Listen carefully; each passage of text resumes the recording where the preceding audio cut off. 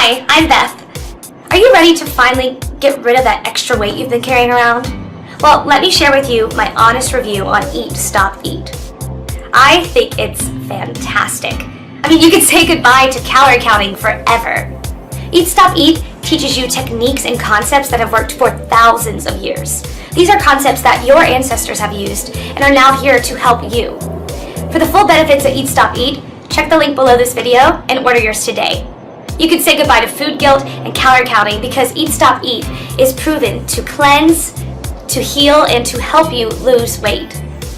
I mean, I used to struggle all the time with overeating and I never could suppress my appetite. Well, after using Eat, Stop, Eat, I don't have cravings anymore and I'm so happy about it. Like, nothing else usually worked for me, but this did. Anyway, I really feel like it could work for you, so please check out the link below this video to get your discounts and your bonuses from the official website of Eat, Stop, Eat. Thank you for watching.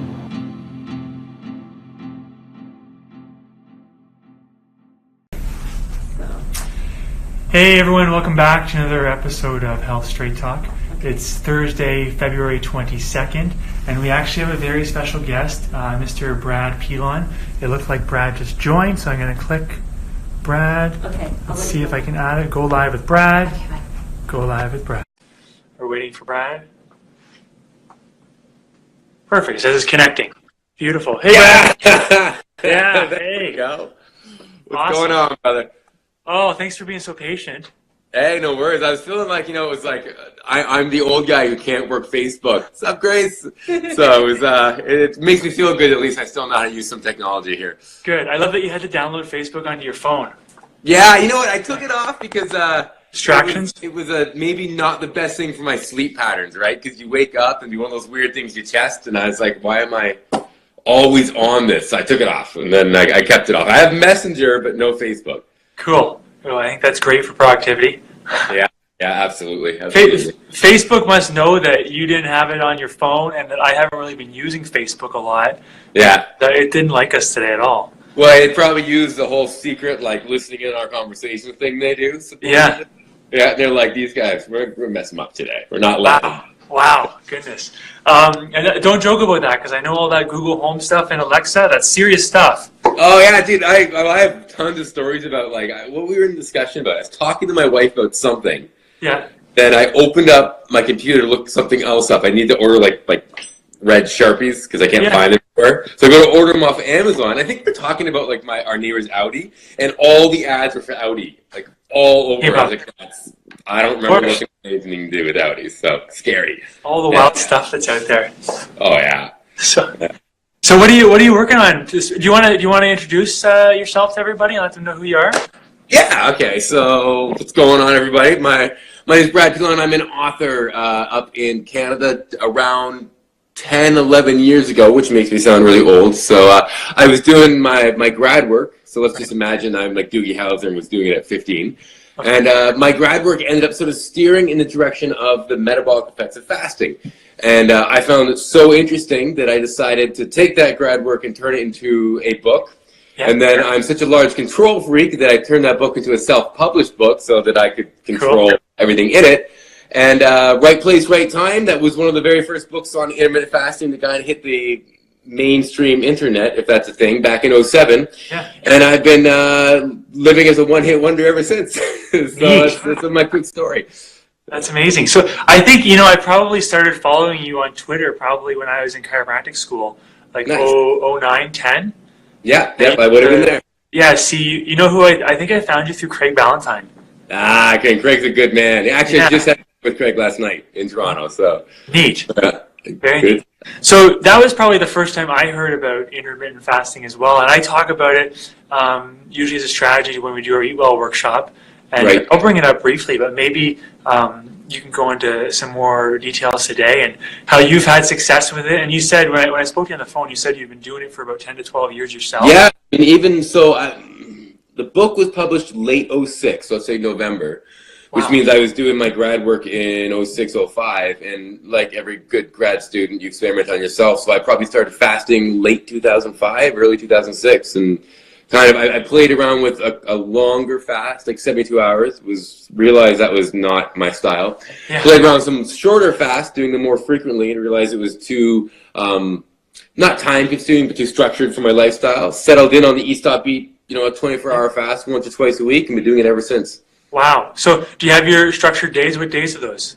So typically it's depending on if anything comes up, but let's just assume no weird things come up. It's Sunday, Monday, and then Wednesday, Thursday, typically, unless someone calls me up and wants me to go out for dinner with a bunch of people, and then I just skip it. So I keep it flexible. Like I missed last night because today's Thursday, right?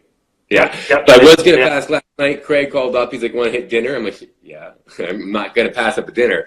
Yeah. So then I'll probably end up fasting tonight until tomorrow. Maybe do like a 2 to 2 or a 3 p.m. to 3 p.m. type fast. So they're always flexible. Sunday, Monday's a pretty structured one because not much goes on Sunday night in my life.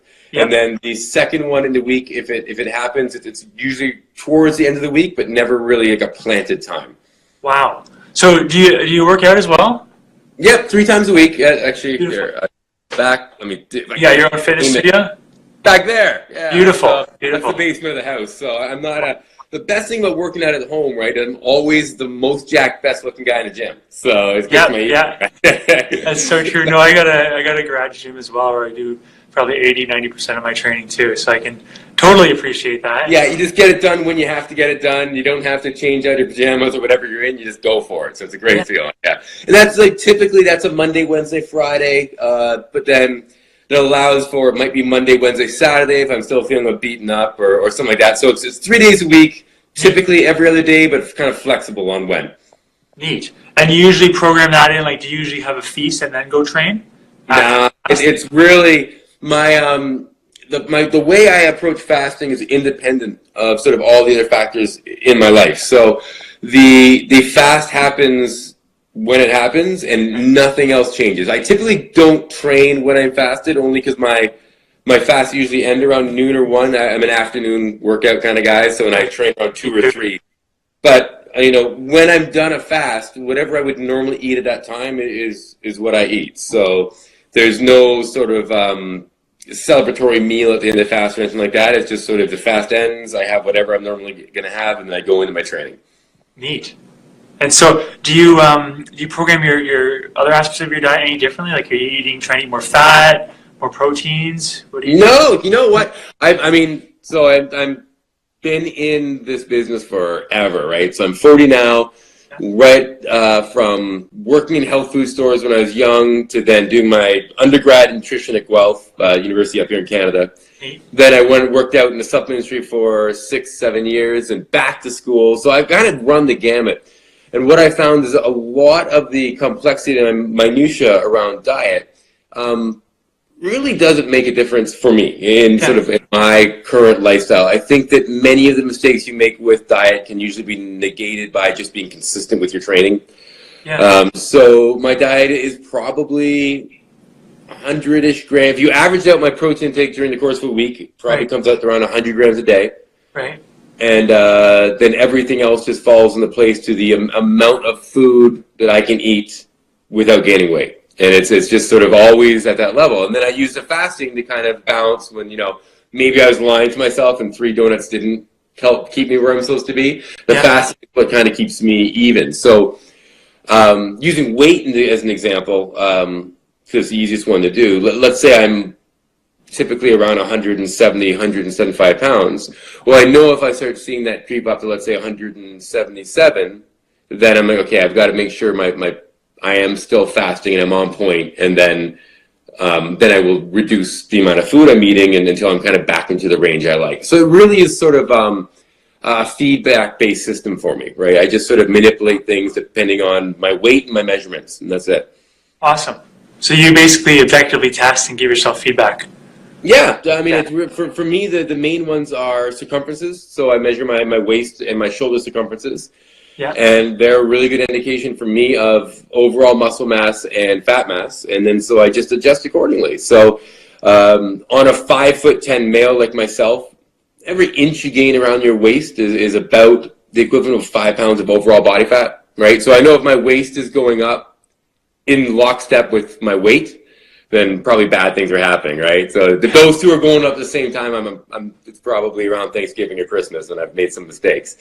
But on the other hand, if my weight is, let's say it's going up, my waist is staying the same, my shoulder circumference, so around, lower it, around sort of the face, meaty part, if that's going up, then maybe some good things are happening in the gym, right? So yeah. I just use those combinations of feedback to kind of guide me on what I'm doing.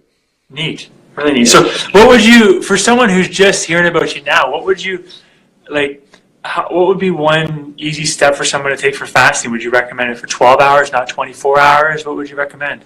I think most people can do 12. I think 12 is basically an extended, okay, well, let's reverse. Yeah. So with Eat, Stop, Eat, with any form of fasting, I like the idea of extending the sleep fast or your nighttime fast, right? So the benefit of that is almost everybody, most everybody fasts when they sleep. And if you don't, you've got some special skills going on. Yeah. But you're already fasting, right? And so what you're being asked to do is kind of stop eating a bit before you go to bed and wait after you've woken up before you start eating again. So you're just stretching that fasting period out.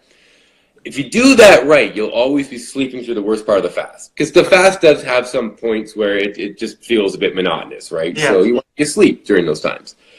So since most of us fast, let's just say we're getting a good night's sleep for 8 or 9 hours almost every day of the week in that cycle, yeah. The best place to start there is just trying to extend that sleep fast by either not eating right before bed, or when you get up, have your coffee, but wait an hour or two before you eat again, and just see how that feels. And then you're going to start stretching that out. Now, I like the idea of ripping the Band-Aid off quickly, jumping into the cold water, that sort of thing. So I think you just go for a 24.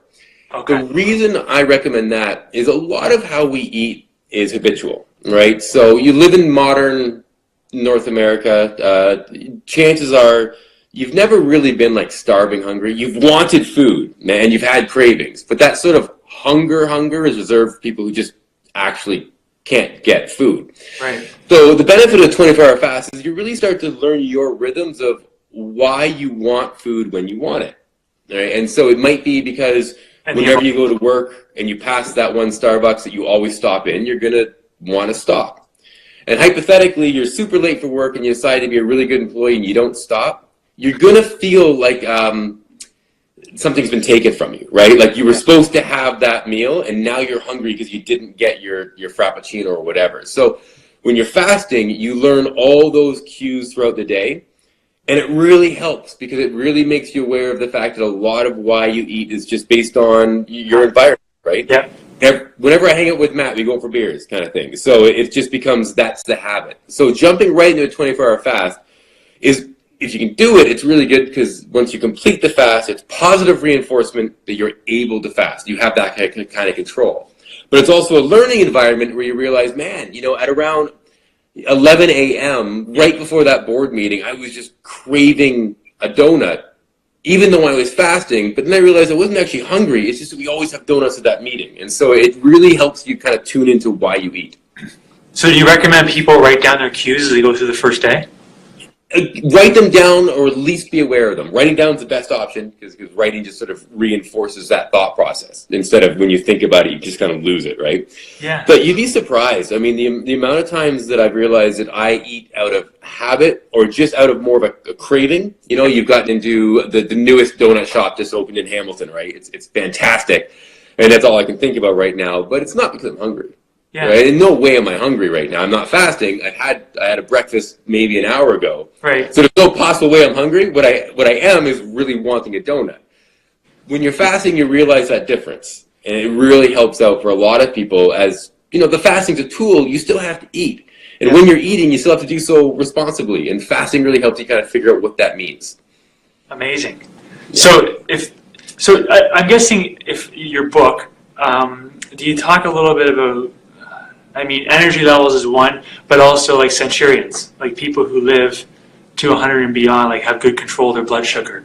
When you look at the centurion data and the not just the blue zones, but the ones that are actually spread out throughout the world. You have like Barbados, for instance, is a super high amount of centurions given their population. Small island in the Caribbean, lots of people live into a ripe old age. Yeah. They say it's the rum. I'm not sure if they're right. The rum. But when you look at it, you see just a very interesting and complex set of outcomes. It has to do with blood sugar, but not only that, you look at stress, quality of life, time spent outdoors, etc. Yeah. So I like to look at the entire data set, right? Whether it's Aubrey de Grey's work on super centurions, that sort of thing.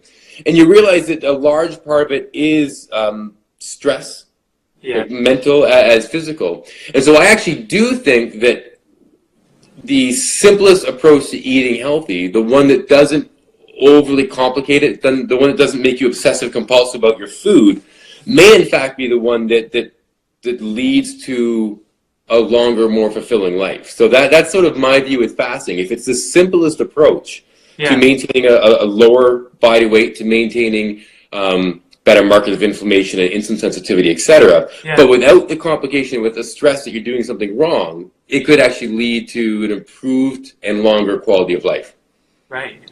That's amazing. I always remember when they look at, I'm sure you remember the mice studies and whatnot, when they fed them 60% of a typical caloric intake and just stretched it out over time, right?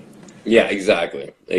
So, and I think it's just, there's something to be said about it. If of all the things we have to worry about in the world today, if you can minimize some of them, it's better for you. So I like to think of traditional dieting, for some people, not all, but for traditional dieting, is kind of a slow, inevitable march to failure, right? They're like, I'm going to do this. I'm going to be awesome. It's my New Year's resolution. I'm going to be in a bikini by the summer.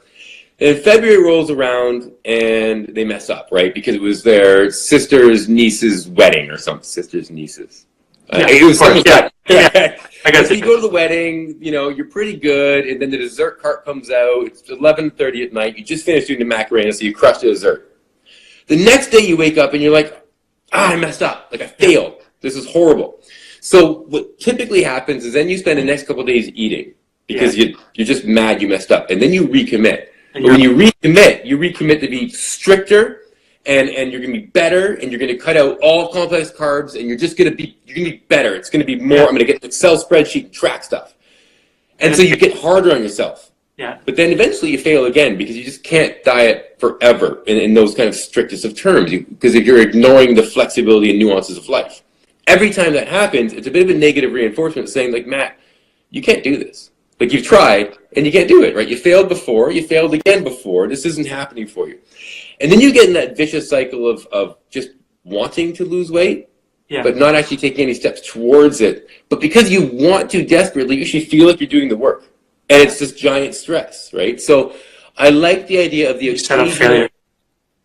occasional intermittent fast is the opposite of that, where if you complete your first fast, and instead of just fasting until you can't possibly fast anymore, you say to yourself, 16 or 18, 20, 24 hours is what I was going to do. That time is up. I am done. But you did it, right? You successfully... Check mark of success. It's over, right? Yeah. Which means you can do it again, probably. Let's say you do it a second time, and that works great. You're like, I can do this. Say you have a third one, and it's a struggle, right? Because fasting's like life. There's sometimes you're going to fast, you're not going to feel well, you're going to have a headache, someone's bothering you, the kids are being crazy. But it was a struggle, but you made it. Yeah.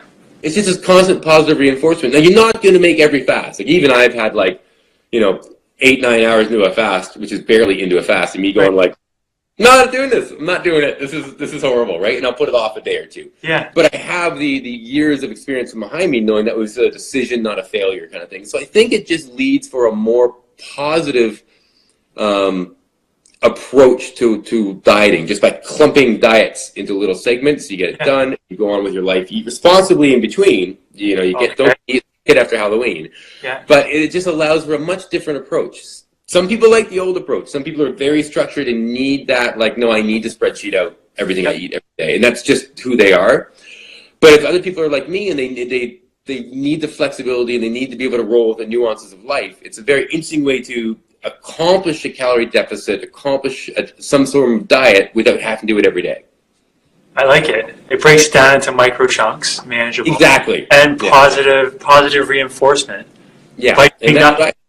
There's so many people try to diet, and we're not talking about, fitness competitors who've done this before and know that they can get in shape. But the person who's never done this before, who tries to diet, and then it just doesn't work. Let's say they don't lose the amount of weight, even if they're doing well. Let's say they don't lose the amount of weight they expected, right? Because most people expect, after a week of dieting, they should be down 15 pounds kind of thing, right? Let's say they're only down... Of course. Something you and I would... Yeah. Even though you and I would be like, you did amazing. They're like, no, I didn't. I don't look like a model. It's been a weekend. I've only lost 3 pounds. I suck, right? Yeah. And so it's a very interesting situation. And the truth of the matter is that the day-to-day cost of weight loss is rarely worth the benefit, the immediate benefit people see. So a day of dieting can be fairly difficult. Yeah. And you will see no difference in a day. In fact, it's almost guaranteed you'll weigh more at the end of that day than you did at the beginning, even though you're working hard and dieting. And if people only measure their weight, which is what most people do, it's a very weird trade-off, right? You put in a lot of effort, there is a lot of cost, a lot of denial, a lot of self-restraint, self-control, to only step on a scale that night and weigh more. And if you don't understand the nuances of body weight, very hard thing to push on someone, right? It's like you're going to work. Yeah, it's not a fair trade for the average person. Okay. Right? So that's kind of the major downfalls of diet, because I'm talking about a day, but it could be the same as a week because our weights fluctuate. It more so for women. Stresses change. Yeah. You can have a great week of dieting, great week, because I don't know. Yeah, and still weigh the same, a bit less, or only a little bit more, maybe even, at the end of that week. That trade-off sucks, right? So it's improving that trade-off is the key to helping people make it. I like how you had your more objective measures, though, in terms of measuring the shoulders, measuring the waist. Yeah. Which I think is key, because the scale, is just your relationship with gravity, right? Exactly. Yeah. And now... The scale is also, you have 2 major components to your body. You have water weight and you have non-water weight, right? Your non-water weight is basically everything that is carbon. Everything, your skin, your bone, your fat, your 98% carbon, something crazy like that, right? That's the non-water weight. That's the stuff. Water is just transiently being held within these sort of carbon-based structures in your body. Tons of water. You're mostly water. And it has a high amount of day-to-day flux, and it can be influenced by, for women, your menstrual cycles, for men and women, the salt intake, the carbohydrate intake. So many things can affect it. Exercise, right? Yeah. That if you're only going by weight, you're trying to, you care about the non-water weight, but what's mostly being shown in these measurements is your water weight. You're overcaring about something that doesn't really matter. Yeah. Now, the long-term trend of weight's important, but those day-to-day weights are very difficult to actually categorize and let you know what kind of improvements are actually being made. So I like adding in measurements. And your measurements are still affected by water weight, but not to the same degree, especially when you use measurements and weight. So really simple ones, your waist, right? For men, right around your belly button. For women, just a bit higher at the natural waist. Your shoulder circumference, again, so it would be right about where your armpit crease is. Okay. So for when you generally miss most of the breast tissue, right? Around your delt? Yeah. Yeah. Around your delt, around your chest, around your back, right? Perfect. And then maybe your hips at their widest point, and maybe your thighs at some sort of marker. I like doing sort of top of kneecap, 8 inches up. You get a really good indication with those measurements of changes in muscle mass, changes in fat mass. Yes. And at least you have just one other marker to play with. So you're looking at your weight, and you're like, wow, my weight's changed. I wonder why. Then you look at your circumferences, and you think, oh, the only ones that have changed are my waist and my hips. Maybe not a good thing, right? Yeah. But let's say you started a new workout program, and something's really going well, and you're like, oh, weird. My thigh measurement and my shoulder measurement have increased. Yep. But my waist hasn't really gone up that much. Maybe I'm gaining muscle. Exactly. Yeah. Or you get situations where you're like, my weight's up, and literally none of these measurements are different. And you're like, thinking back, I did eat a ton of pizza, salty pizza last night. Maybe I'm holding water. Yeah, and water is fairly heavy, right? Like 500 mils of water is pound. And this, imagine this sort of spread out over your entire body. It's not going to be measured anywhere significantly, right? But you could be up a pound and a half, depending on that kind of measurement. So we just give you that little bit of extra info. So I love the measurements. Someone here, Lore_nutrition, she's asking us, does it work if after fasting you eat more calories than you're used to per week, for example?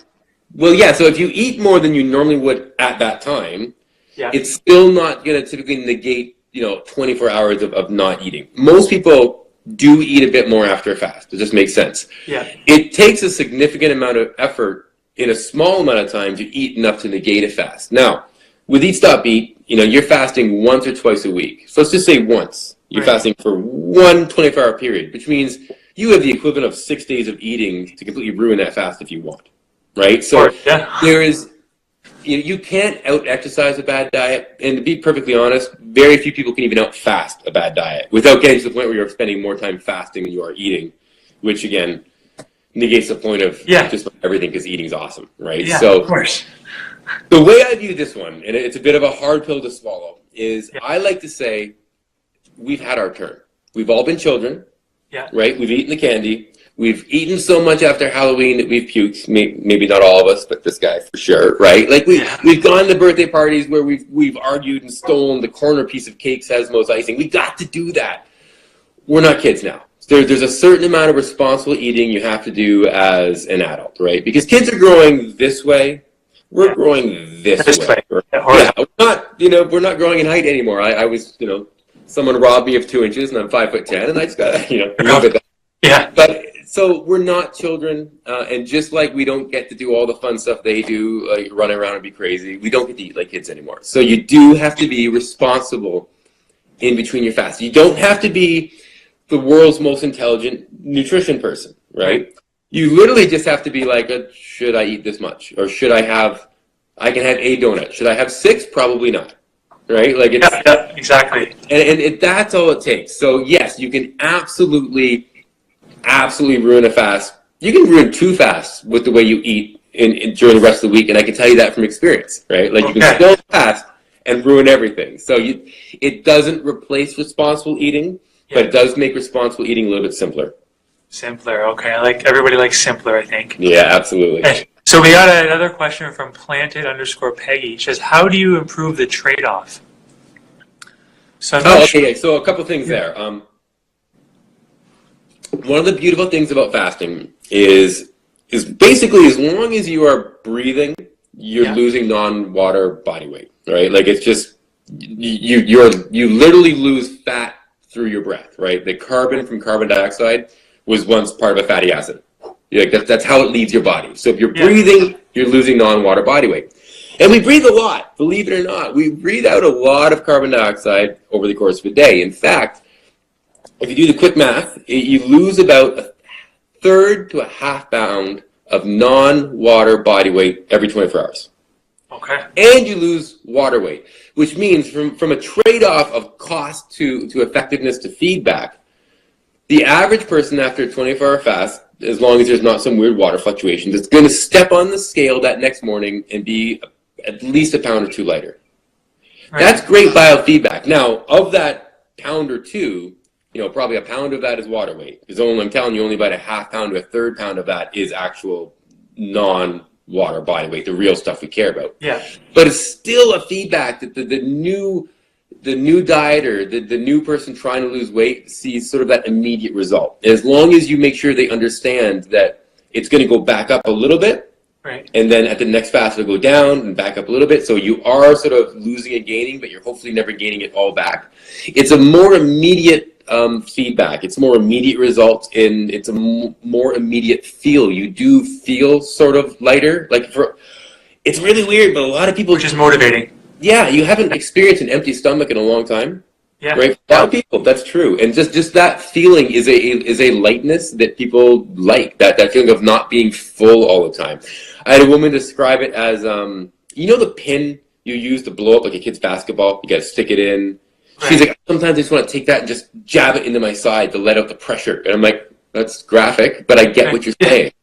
Yeah. So that feeling of not always being full is really good feedback for a lot of people. Okay, neat. I like that. So 1 to 2 times a week you can get that feedback for yourself. Yeah.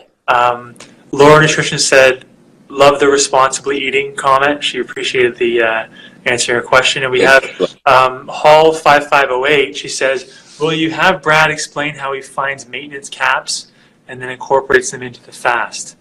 Maintenance calories?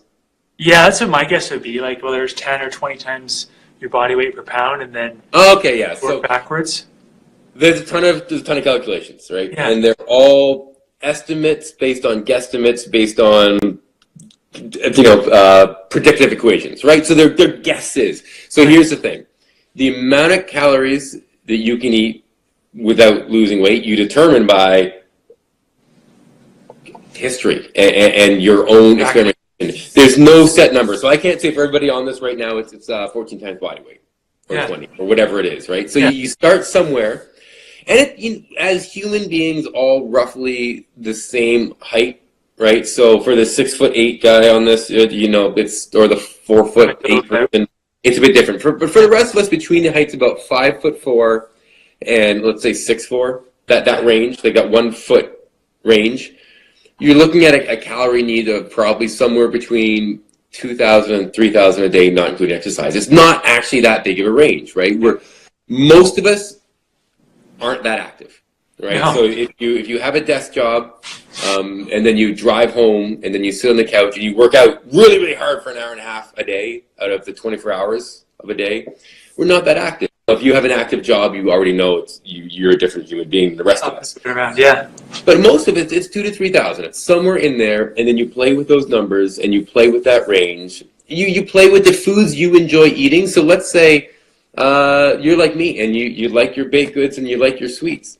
They're dense, right? So you don't get to eat as much of those as someone who's all about sort of kale and arugula, right? They get to eat volumes of that stuff. Yeah. So it really comes from the food choices that you typically eat. And for most people, in a given week, it's maybe like 20 different foods, right? It's not like you're choosing from thousands of things. And then you try to figure out, of those foods, what can you eat? And if there's certain things you want to eat more of, what's the give and take, right? So if you're like, Brad, I need to have a bowl of ice cream every night before I go to bed. It's either that or nothing. Like I'm having that bowl of ice cream or I'm not even trying. But then we go, like, okay, cool. You have that ice cream. We'll figure out something else along the day that maybe you're not as strictly on, right? That you're willing to give up. And you just balance it out. And then it's just working with those measurements and that scale.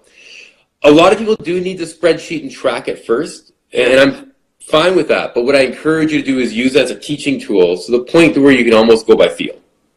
Right, and go by experience. Yeah. The thing about going too hard with the equations is that they don't, again, allow for the nuances of life. So the number, the 14.75 times your body weight that worked last summer might not work now for whatever reason. So you've got to be willing to accept that these things are guesstimate estimates that are supposed to be used as a teaching tool and not these hard, strict numbers. And for me, nothing's worse than someone who's like, I ate, whatever the number was, 17 times my body weight and didn't lose weight, therefore I think my metabolism is broken. And I'm sitting there going like, or the number was broken, right? Like, or the equation was wrong, right? Wasn't right for you, yeah.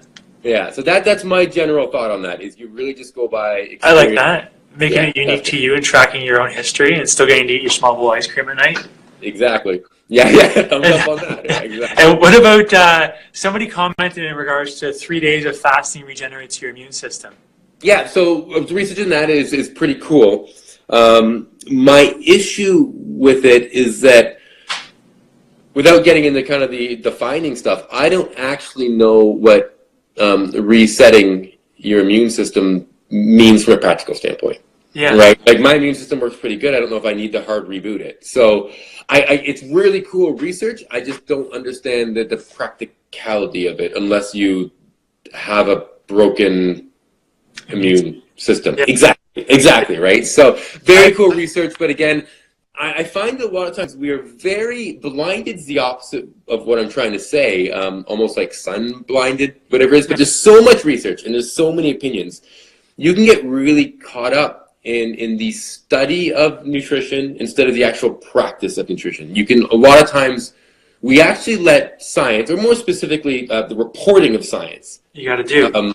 Cause us to ignore logic, right? So we will truly ignore logic because this one study said something, right? This one study you can go a week of breathing air and actually gain fat. And we're like, well, study says so, right? Instead of being like, you know, logically, there's probably something lost in translation here. So I like to kind of, I'm a big fan of letting research guide our thoughts and sort of a more of a crowd think approach. Yeah. I'm not as big of a fan as reviewing thousands and thousands of research papers to find out what you specifically should do. Because oftentimes we forget that in any given trial in research study, the subjects matter. Of course. If the subjects were postmenopausal women, the data results may not apply to Brad Pilon, right? Exactly. If the study was like you know, if you get research done we're up in Canada here, so MAC, right? Guelph, you know, any place that's sort of a sports powerhouse, right? Like I don't want to know how many studies in Guelph and MAC were done on rugby players, but I'm guessing it's a lot, right? And those are two schools, at least back in my day, that were really like, you know, sort of rugby, football, hockey intensive schools, right? And if you're a student who went into kinesiology or nutrition, chances are you're an active young person, right? So the results that come from that active young person may not apply to that active young person's sedentary father who's got type 2 diabetes. Of course. So you got to be very careful with it, and then just we always for interest, but stay also to what's practical and what's logical for you. Exactly. Have you? I mean, I'm sure you've heard of the BMJ put that fake study in regards to the RCT and the parachutes. Yeah. Remember that one? Yeah. Oh, there is an unbelievable amount of fake studies just being snuck in now, and some are just hilarious. They're awesome. Yeah. So we'll take 2 more questions, and then we can sign off. You okay for time? Oh yeah, man. I got nothing. I'm actually, truthfully, probably going to go get some donuts after this. Awesome. We talked about it. So can Brad explain the importance of weight training? Because this one person commented that fasting without weight training will lead to a skinny, fat physique. So I guess he or she wants to know where you fit weight training in there. And I mean, my thought process would be in terms of stimulation of hormones and whatnot for muscle mass and for fat loss. Yeah. But maybe I think for the sedentary person, weight training or any because we get this caught up, any form of resistance training is a paramount of importance. If you're in a calorie deficit, if you're eating less than you need to maintain your body weight, you do your body, not to create one of those like divisions between you and your body, which is weird, but anyway, your body has to decide where we're going to make up that deficit, right? So if you're not using your muscle mass at all, if it's just surplus, if it's just sitting around there doing nothing, why not use that, right? But if you're in a deficit, you're creating a deficit, but you've told your body this muscly stuff, like I need to keep that. Like look what yesterday I rock climbed for like an hour, and you know what that was like. This stuff is needed. Intense. Yeah. So it's almost, if you think of it like a conversation with your body, which again is really, I'm getting kind of out there. You're telling your body what it is you need, right? And if you need that muscle mass, then it's going to maintain that muscle mass. And maintaining muscle mass for a variety of reasons, right? From proper aging to self-esteem and body image. Whether right or wrong, muscle mass is important for that, right? And so, you know, the idea of being a skinny fat is well, mostly kind of cosmetic aesthetic. That's not to negate its actual importance, right? We live in a world where the way your body looks, for better or worse, is important. And so the weight training or any form of resistance training that tells your body, I want this muscle, is an important way to make sure you're not losing excessive or unneeded amounts of muscle while you fast, right? Your muscle is dynamic, right? So you're always losing some out of I'm tapping my forearm like you can see it. You're losing muscle out of this shoulder, right? But then those proteins are broken down. Some of them might appear in this shoulder. It's dynamic. Yeah. So don't worry about the idea that you're breaking down some protein when you're fasting, because you're always doing that. Yeah. But what you don't want to do is constantly be breaking it down and not replacing it. And so resistance training, any form of physical activity that is a challenge to your muscles, ensures that that's not happening to a large degree. Absolutely. Beautiful. Somebody asked, producing ketones in a 24-hour fast?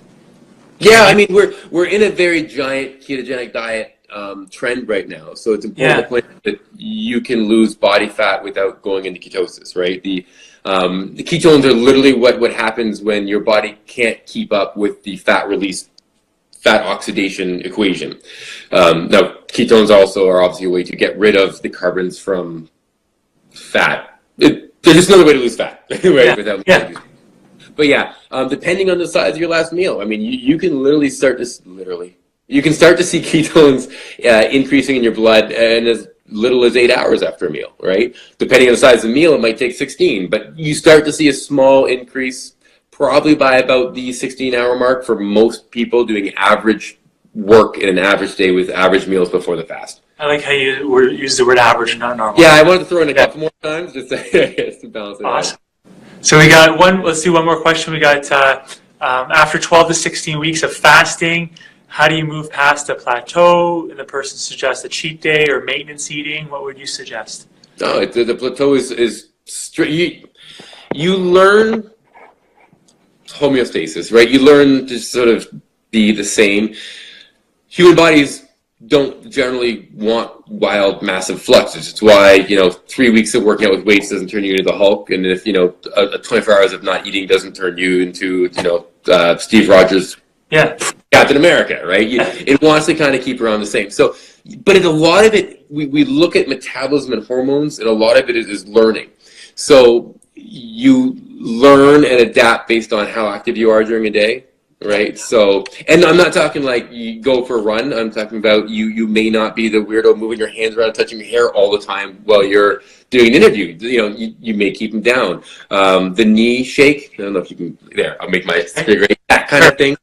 That changes.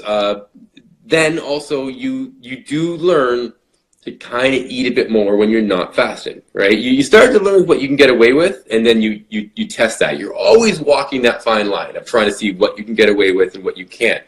So any sort of plateau is generally based on behavioral things more than it is hormonal or metabolic, right? The idea that your metabolism shifts to any large degree was sort of mistaken research we've now sort of rethought. So it's generally not because you've dropped down to burning 2 calories a day, and more likely your behaviors have changed as you've learned to behaviorally adapt to the fasting, if that makes sense. You get some sort of adaptation. Yeah, absolutely. Kind of like, it's not that we're lazy, we just kind of like a status quo, and we'll learn to kind of move back into that comfort zone no matter what we're doing. Yes, and our body's super smart and realizes, right, energy expenditure is costly. So, yeah. So it's just, so you really have to pay attention to your habits. We're going right back to paying attention to why you eat while you're fasting. You learn to pay attention to why you get cues to eat. The same thing happens after a while of fasting. You start paying attention to what am I doing differently now that I've been fasting for a while? Like, am I sort of sneaking some extra food in? And if so, was I doing that in the beginning when I was losing weight, right? Or am I less active now? Have I changed anything in my day-to-day life? Has much less to do with the need for a refeed and much more to do with just a bit more mindful self-reflection of what has changed. Yeah. And tweaking your habits. Exactly. Yeah. Habits. It's Cool. Is there anything else you want to add? I mean, this has been awesome. No, mind you, the split screen makes it really different for me that I'm like watching as people are joining and seeing what kind of questions they have. Yeah. But just as I see a question, I'm halfway done reading it, it disappears. So I don't know if I've missed anything. Oh, if you touch, you can scroll down. Like shut the door. Really? I'm always afraid to touch something and ruin it. The only one we didn't get to, if we'd like to get some moment there, is Hall 5508 again asked. Ketones and energy for the brain. Honestly, outside my wheelhouse, I know that we view energy, again, it's semantics of the English language, right? But energy as in calories versus energy as in feeling of vitality. And we kind of get them used interchangeably. From my understanding of like lay literature / we're talking like blog and article level education, is that there does seem to be, I'm going to use really weird terms, like a brain boosting effect from ketones. Right. I know that from just studying fasting, there is evidence of a higher level of concentration and creative work while fasting. Memory recall as well. I have no idea if that has to do with the ketones or what that's about. So I'd just be guessing if I answered your question. Yeah. Neat. So where can people find your book if they want your book? All right. So like most books, you can go to Amazon.com and look up Eat, Stop, Eat, and it'll be the one that's actually titled Eat, Stop, Eat. All the other derivatives by different authors are not me, but there seems to be a lot. Eating and stop, eat, or eat, stop, and eat. You know, like one of those kind of things. Yeah. Mine, eat, stop, eat.